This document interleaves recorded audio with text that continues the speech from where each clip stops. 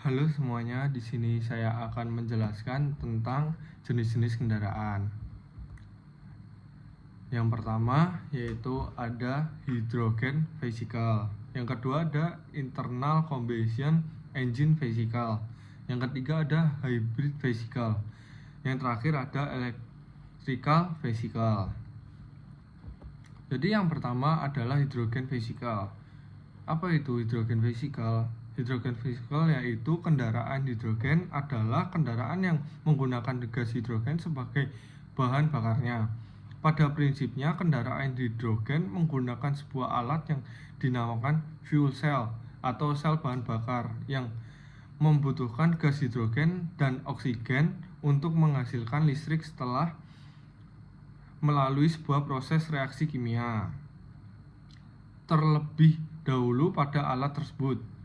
Itulah sebabnya pada kendaraan hidrogen biasanya terdapat tabung gas yang berfungsi layaknya tangki bensin pada mobil biasa atau kendaraan motor biasanya. Hasil dari reaksi kimia pada alat ini hanyalah uap air. Jadi, biasanya dibilang kendaraan hidrogen adalah kendaraan yang sangat ramah lingkungan. Listrik yang dihasilkan dari sel bahan bakar tersebut lalu digunakan oleh mesin listrik untuk memutar roda mobil.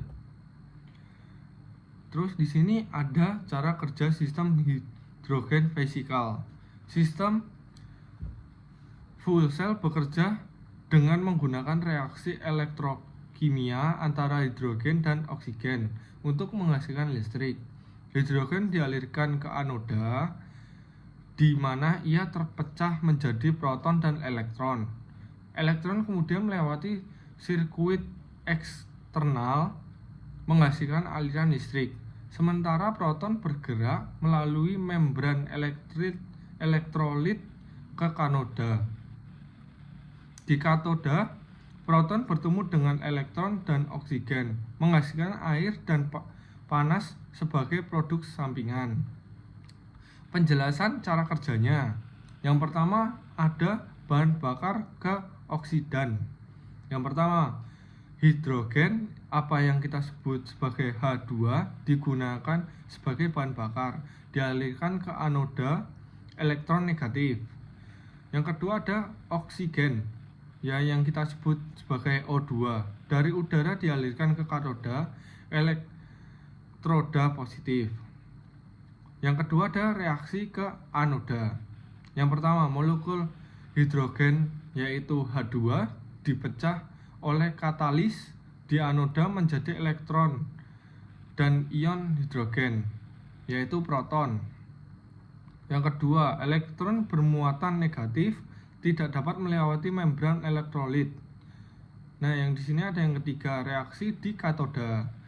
Yang pertama, proton bermuatan positif melewati membran elektrolit ke katoda. Yang kedua, ada di katoda proton bersatu dengan oksigen dan elektron yang sebelumnya melewati sirkuit eksternal untuk membentuk air dan panas. Yang keempat ada aliran listrik.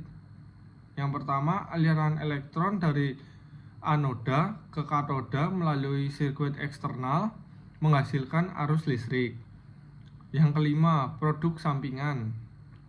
Yang pertama, produk sampingan dari reaksi fuel cell adalah air, apa yang kita sebut sebagai H2O dan panas. Nah, yang selanjutnya di sini ada komponen hidrogen vehicle. Yang pertama ada tangki penyimpanan hidrogen. Yang pertama, penyimpanan hidrogen terbentuk gas bertekanan tinggi yang biasanya dari 350 sampai 700 bar. Yang kedua, ada terbuat dari bahan komposit karbon untuk kekuatan dan keamanan. Yang kedua ada fuel stack, yaitu tumpukan sel bahan bakar. Yang pertama, terjadi reaksi elektrokimia antara hidrogen dan oksigen untuk menghasilkan listrik, air, dan panas. Yang kedua yaitu ada komponen inti, yaitu yang pertama katoda dan membran elektrolit. biasanya menggunakan PEMFC, Proton Exchange Membrane Fuel Cell. Yang ketiga ada mobil listrik. Yang pertama, menggerakkan roda kendaraan menggunakan listrik dari fuel cell atau baterai.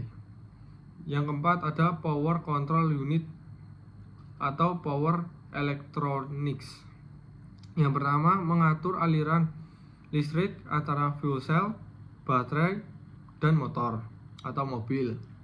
Yang kedua, mengonversi arus dari fuel cell ke bentuk yang digunakan oleh motor atau mobil. Yang kelima, baterai atau superkapasitor. Yang pertama, menyimpan energi dari regeneratif braking atau fuel cell.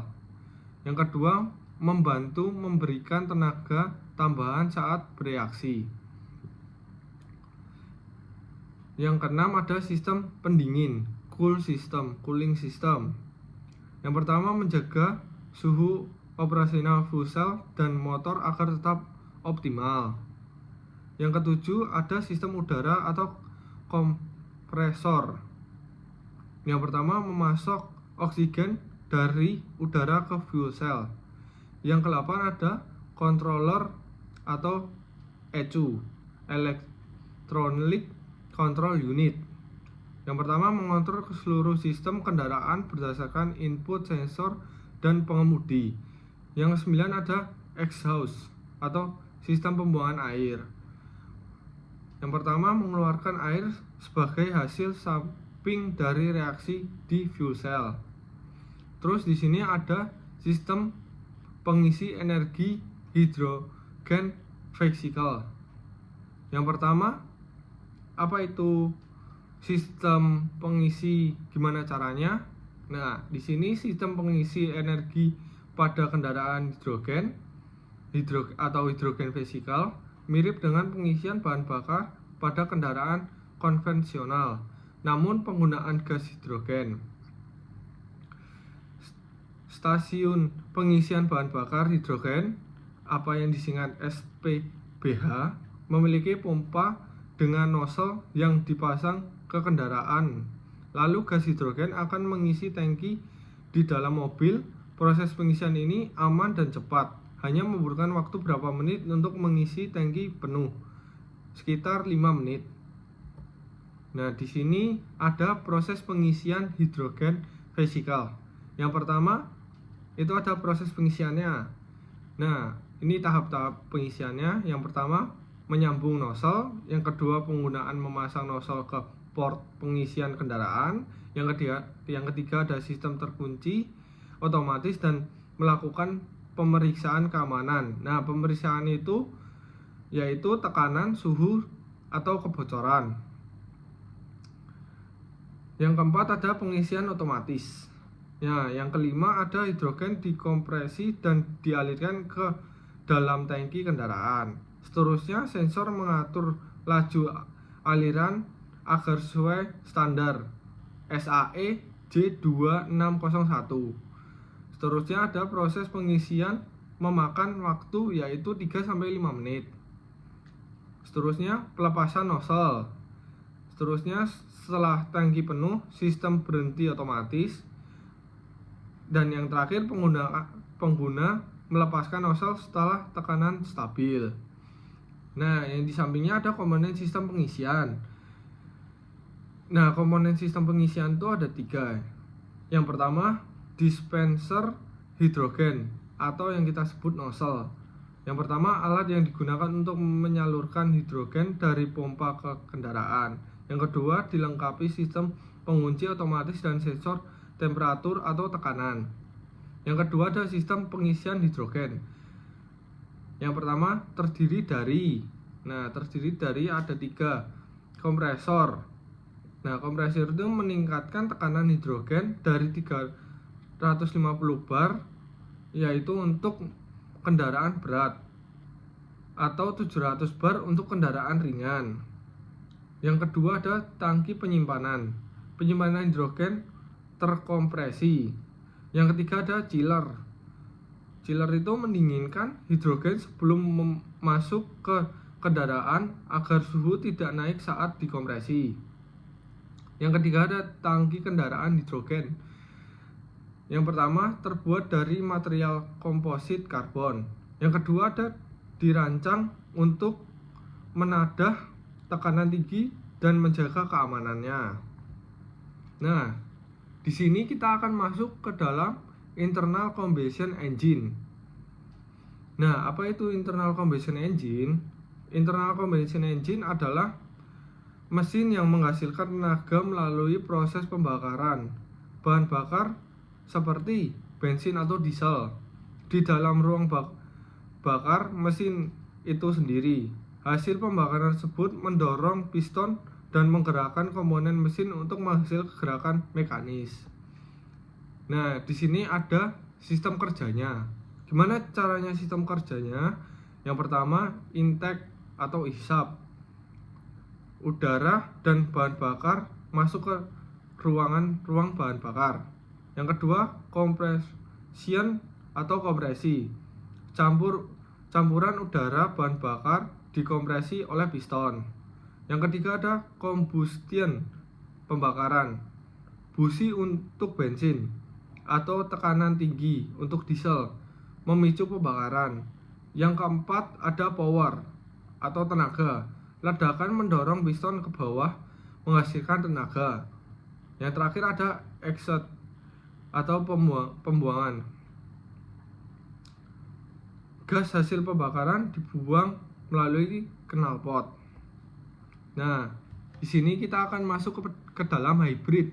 Hybrid itu adalah kendaraan yang menggunakan dua sistem penggerak utama, yaitu mesin pembakaran dalam internal combustion engine atau ICE dan motor listrik.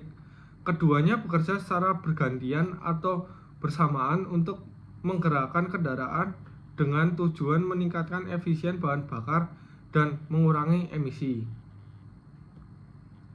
Dan di sini ada sistem kerja hybrid. Nah, sistem kerja hybrid yang pertama motor listrik. Motor listrik digunakan untuk membantu mobil saat memulai gerakan, akselerasi, dan saat kendaraan berjalan dengan kecepatan rendah atau sedang. Yang kedua ada mesin bensin. Mesin bensin digunakan untuk menggerakkan mobil saat dibutuhkan tenaga yang lebih besar, seperti saat melaju dengan kecepatan tinggi atau melakukan akselerasi. Yang ketiga, mengerem regeneratif. Sistem pengereman regeneratif pada mobil hybrid menangkap energi yang hilang saat pengereman dan menggunakannya saat untuk mengisi daya baterai. Yang keempat, ada baterai. Baterai bertenaga tinggi menyimpan energi listrik yang digunakan untuk menggerakkan motor listrik. Yang kelima, ada sistem penggerak.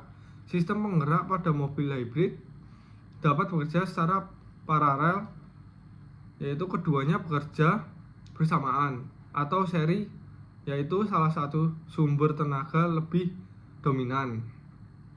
Singkatnya, mobil hybrid menggunakan kombinasi mesin bensin dan motor listrik untuk mengoptimalkan efisiensi bahan bakar dan mengurangi emisi.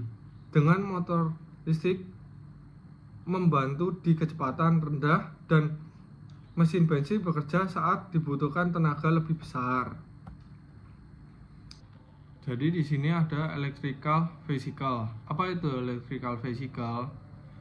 Electrical vehicle apa singkatannya EF adalah kendaraan yang menggunakan motor listrik sebagai sumber tenaga dengan listrik yang didapatkan dari baterai yang dapat diisi ulang.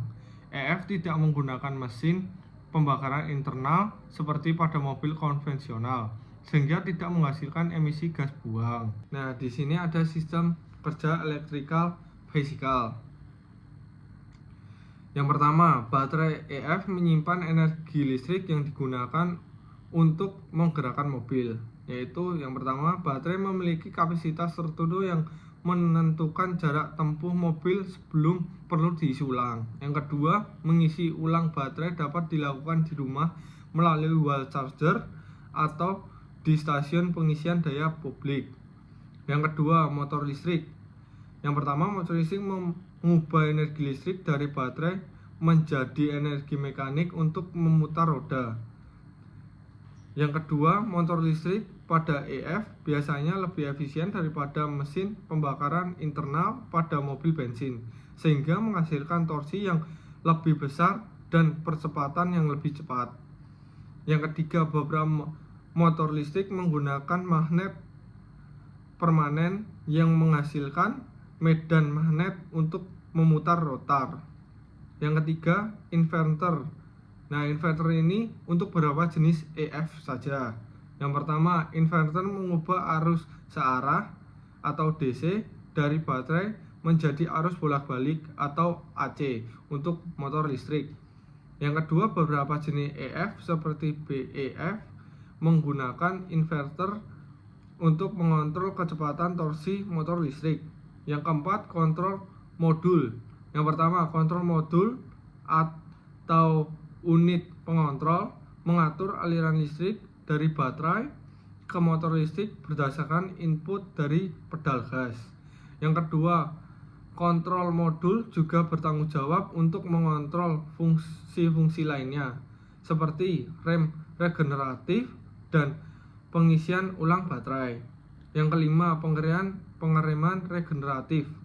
Yang pertama, pengereman regeneratif pada EF mengubah energi kinetik saat pengereman menjadi energi listrik dan menyimpan kembali ke baterai.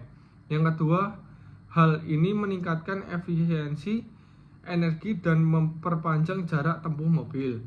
Yang keenam, transmisi. Pertama, transmisi pada EF biasanya mengubah sederhana dibanding dengan transmisi pada mobil bensin. Yang kedua, transmisi pada EF digunakan untuk menyalurkan torsi dari motor listrik ke roda. Sekian, terima kasih. Maaf kalau ada salah kata atau bagaimana.